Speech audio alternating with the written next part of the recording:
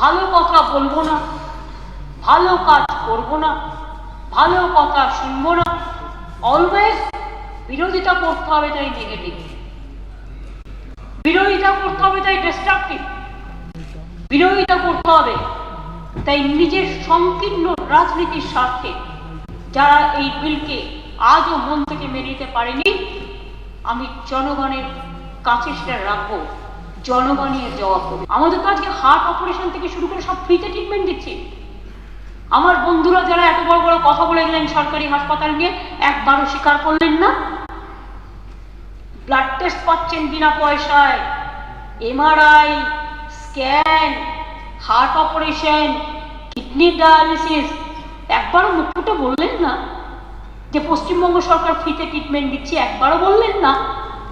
শুধু নেই নেই নেই, শুধু নেই নেই নেই, নিজেরা তো ছিলেন 34 বছরে, কেন বলেননি করতে? 2010-এ আপনার একটা আইন ছিলেন, আইনটা কি ছিল?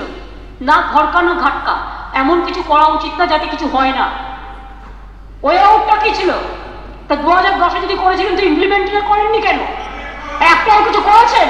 কোনো কাজ করেননি, কোনো কিছু করেননি, মিথ্যে কথা বলা ছাড়া। আমি আবার আপনাদের বলি স্যার, কিচ্ছু ছিল না, কোনো কিছু ছিল না, ভালো করে দেখেন না পর্যন্ত।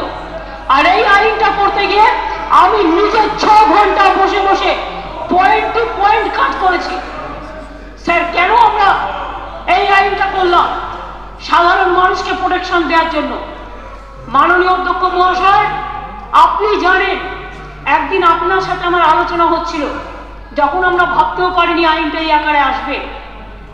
আপনার সাথে আমার কথা হচ্ছিল, একদিন আপনি বলছিলেন, আমি আপনাকে বলছিলাম স্যার এই যে এমএলএ সব হসপিটালে যাচ্ছে, কত কত বিল করছে, কেউ খোঁজ রাখে? যা ইচ্ছে বিল করে দেওয়া হচ্ছে, যা ইচ্ছে। এগুলো তো সরকারি পয়সা,